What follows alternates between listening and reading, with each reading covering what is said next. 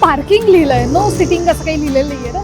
तर आज मी आली आहे पुण्यातल्या अशा एका ठिकाणी जिथं बालगंधर्व यायचे आणि त्यांनी या ठिकाणी येऊन एक धूप कस्टमाइज केलेलं आहे. आणि ज्या वेळेला नाटकाचा प्रयोग व्हायचा ना, तर नाटकाच्या प्रयोगाआधी तिसरी घंटा होण्याआधी हा जो धूप त्यांनी स्वतः कस्टमाइज केलेला होता ते तो वापरायचे. तो धूप असा छान अख्ख्या थिएटरभर पसरलेला असायचा. तर त्या धूपबद्दल पण जाणून घेऊया. ते दुकान कोणतं आहे ज्या ठिकाणी बालगंधर्व यायचे, त्या दुकानात आज मी तुम्हाला घेऊन जाते. एकदम एस्थेटिकवाली वाईब आहे माहिती आहे आज. चलो दाखवते तुम्हाला एक.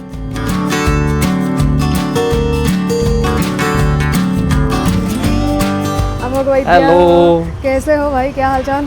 बढिया बढिया. खूप ऊन आहे खूप तर ऊन. मी वाळा अत्तर लावलेलं आहे हा. आणि इथं लावलेलं आहे, इथं लावलेलं आहे, इथं लावलंय. हा. सो जिथं जिथं तुम्ही नस चेक करतात, कारण तो गरम भाग असतो ना पल्सचा. पल्सचा, कारण इथं पण तुम्ही अत्तर लावतात, इथं लावतात, इथं लावतात, जिथं पल्स आहे, कारण तो हीट तिथंच जनरेट होते.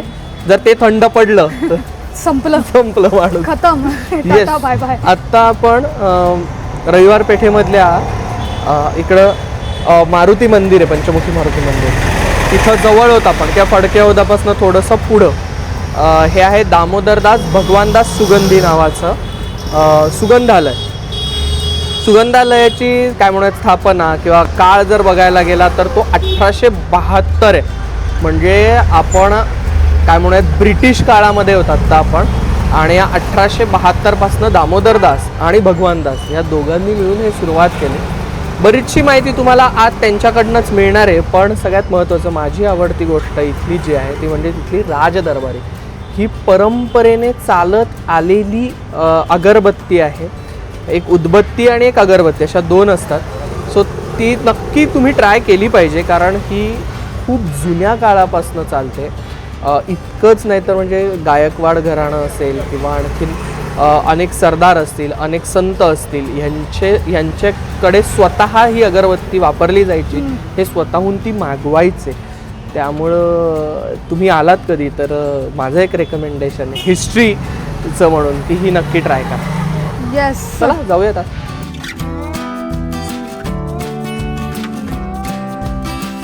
देवेंद्र सर आता माझ्याबरोबर आहेत. देवेंद्र सर, नमस्कार. इतकं सुंदर सुगंधालय तुम्ही जपताय, म्हणजे अगदी परंपरागत तुमच्यापर्यंत आलेलं आहे. तुमची कितवी पिढी आहे? ही 6वी जनरेशन आहे. 6वी जनरेशन आहे. 6व्या जनरेशनपर्यंत हे जे सुगंधालय आहे इतकं सुंदर केलेलं आहे आणि सुंदर केलेलं आहे. तर सर, मी आत्ता एक ग्राहक आलेले होते तुमच्याकडे आणि त्यांनी एक पेशवाई अत्तर मागितलं. जी. हे पेशवाई अत्तर काय, म्हणजे कसं आलं?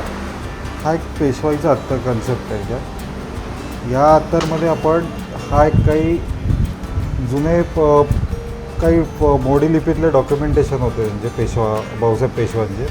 तर त्याच्यात एक अत्तराचं वर्णन केलं होतं त्यांनी की गंधराजचं अत्तर त्यांना कोणी म्हणजे डच ॲम्बेसेडरनी दिलं होतं.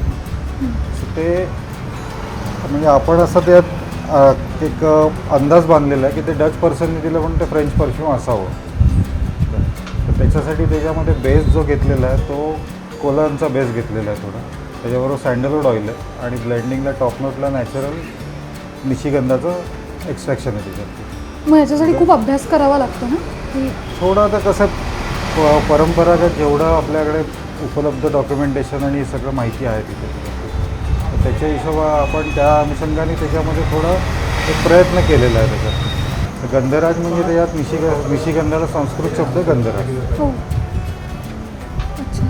आणि अजून एक इथे सह्याद्रीचं अत्तर मी बघितलं. सह्याद्रीमध्ये तर हे सह्याद्रीचं अत्तर म्हणजे काय काय कन्सेप्ट ingredients हे वगैरे? कन्सेप्ट फ्रेग्रन्स आहे हा, की आपल्या जेवढे वेस्टर्न घाट आहेत जेवढे म्हणजे वेस्टर्न घाट म्हणजे साधारण आपलं गड किल्ल्यांचा जो एवढा परिसर आहे तिथे एक काळ्या मातीचा ड्राय सॉईलचा स्मेल येतो त्याच्याबरोबर. त्याबरोबर पाल्या पाचोळ्याचा आणि वाळलेल्या लाकडाचा सुगंध येतो. आपण साधारण उदाहरण टाकायला द्यायचं तर सिंहगड परिसरामध्ये गेलो तर किल्ल्याच्या पायथ्याशी जो एक जंगलातला हलका काळ्या मातीचा स्मेल आणि वृक्ष जो स्मेल येतो तो त्याचा तो छोटा प्रयत्न केलेला आहे. पण तो एका बाटलीत कसं तुम्ही कस्टमाइज करता? हे सगळे ब्लेंड्स आहेत सगळे. ह्याच्यात सीडारूड ऑइल आहे, काही लीफ एक्स्ट्रॅक्शन आहे त्याच्यात. तिथे ही एक कन्सेप्ट आहे त्याच्यात तिथे की आपण तिथे गेल्यानंतर तो कसा असेल त्याचं एक स्ट्रक्चर उभं केलेलं आहे. आणि सर, हे पुष्पपराग धूप जो आहे ह्याबद्दल तुम्ही मला सांगणार हा होता. पुष्पपराग जो तर- धूप आहे याच्यामध्ये काही इन्ग्रेडियंट्स असे आहेत त्याच्यामध्ये याच्यामध्ये म्हणजे ऑइल काढल्यानंतर एक्स्ट्रॅक्शन केल्यानंतर जे सँडलचे चिप्स आहेत त्याच्यात, ओ, त्याच्याबरोबर काही नॅचरल फ्लॉवर एक्स्ट्रॅक्शन आहेत त्याच्यामध्ये आणि काही वेगवेगळे धूप आहेत आणि त्याच्याबरोबर थोडं मधाचं प्रमाण आहे त्याच्यात. हा धूप आपण सुरुवातीला तयार केला होता. कोणी गायकवाड म्हणून ग्रस्त होते तिथे, की जे बालगंधर्वांच्या अगदी निकट होते. तर त्यांच्या सांगण्यावरनं बालगंधर्वांसाठी केलेला हा धूप आहे. ह्याच्यातले 3-4 पहिले जे नमुने होते त्याच्यानंतर हा 5वा नमुना त्यांनी पास केलेला होता त्याच्यात. त्यांची कन्सेप्ट होती की नाटकाच्या आधी नांदीच्या वेळेस हां. धुपाचाही सुगंध हवा आणि धुपाबरोबर फुलांचाही गंध हवा. हे बालगंधर्वांनी कस्टमाइज करायला Customize. सांगितलेलं तुम्हाला? त्यांनी सांगितलेल्या पद्धतीने हा केलेला धूप आहे.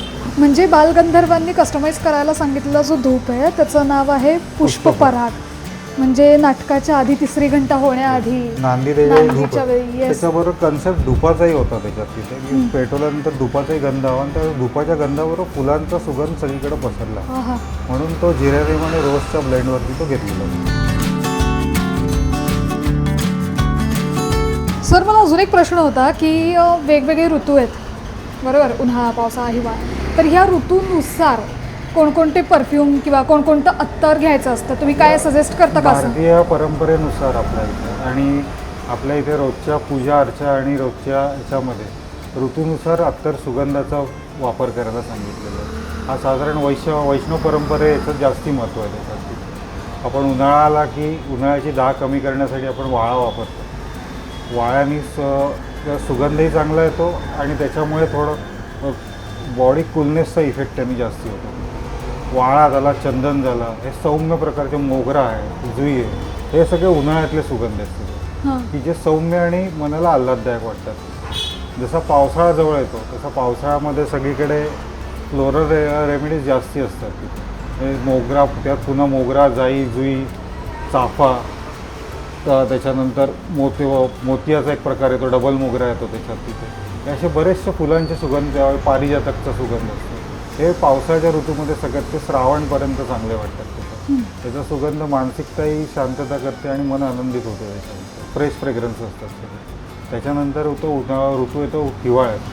हिवाळ्याच्या ऋतूमध्ये आपण साधारण घरामध्ये चमचमीत पदार्थ स्पायसी, तर त्याच्यासाठी आपण हिवाळ्यामध्ये तिथे हिन्याचा तर शक्यतो जास्ती वापरला जातं. हिना झाला, केवळा, हिन्यानंतर त्याच्यामध्ये कस्तुरी झालं, अगरवूड झालं, अंबर झालं, केसर झालं, हे उष्ण सुगंध आहेत सगळे. हे त्या ऋतुमानानुसार आपल्याला एक आल्हाददायक आणि आनंदित वातावरणात ठेवू शकतात. आणि सर पावसाळ्यात असं डिप्रेसिंग वाटतं, पावसाळ्यामध्ये तर डिप्रेसिंगला पारिजातकाचा सुगंध हा सगळ्यात उत्तम आहे. म्हणजे पारिजातकाला सुगंध असतो. येतो आपल्याला.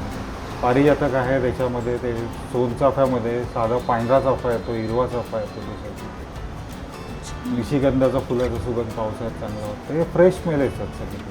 तुम्ही असे परफ्यूम पण कस्टमाइज करून देता, आपण अत्तर वगैरे? परफ्यूममध्ये नाही, आपण अत्तरमध्ये आपलं जास्ती मस्त आहे. आपण परंपरागत तशीच जपून ठेवलेली आहे. येस. आणि सर तुमच्याकडचे असे टॉप 3 म्हणजे ॲक्च्युली सगळेच सुंदर आहेत, नो डाऊट, पण तरी त्यातल्या त्यात तुमचे आवडते सगळ्यात बेस्ट असे 3 परफ्यूम आता आमच्या सगळ्यांसाठी रेकमेंड करा. सगळ्यामध्ये आता जे ग्राहकांची सगळ्यात जास्ती डिमांड आणि त्याच्यामध्ये हे केलं ते मला सगळ्यात चांगला फ्रेग्रन्स अत्तर हवी येते ते आहे पेशवाईचं. पेशवाईनंतर सह्याद्रीमध्ये, त्याच्यानंतर छत्रमध्ये एक आहे. छत्रला टॉप नोट ही गुलाबाची आहे, मिडल नोट स्पायसी आणि बेस नोटला आगरवूड आहे. जे आत्ता ऊसचं ट्रेंड चाललेलं आहे सगळं, तर त्याला तो बेस नोट नॅचरल आगरचा टाईप नोट आहे त्याला. आणि चौथा फ्रेग्रन्स आहे ब्रशचा, तो एक टेम्पल फ्रेग्रन्स आहे. थोडा सिट्रस आहे, थोडा अर्थी आहे, थोडा ॲक्वाटिक आहे थोडा, आणि थोडा उडी आहे.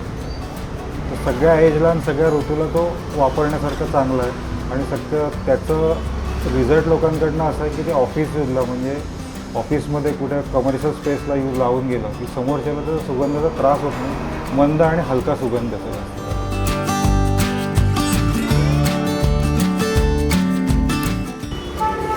या दुकानाच्या आत पाऊल ठेवलं की एक वेगळीच वेग आहे आणि या दुकानाच्या बाहेर पाऊल ठेवलं की एक वेगळीच वेग आहे. म्हणजे या दुकानात गेल्यानंतर आपण कुठेतरी वेगळ्याच जगात आलो असं वाटतं. कारण इथं इतक्या प्रकारचे अत्तर, इतक्या प्रकारच्या उदबत्त्या, धूप,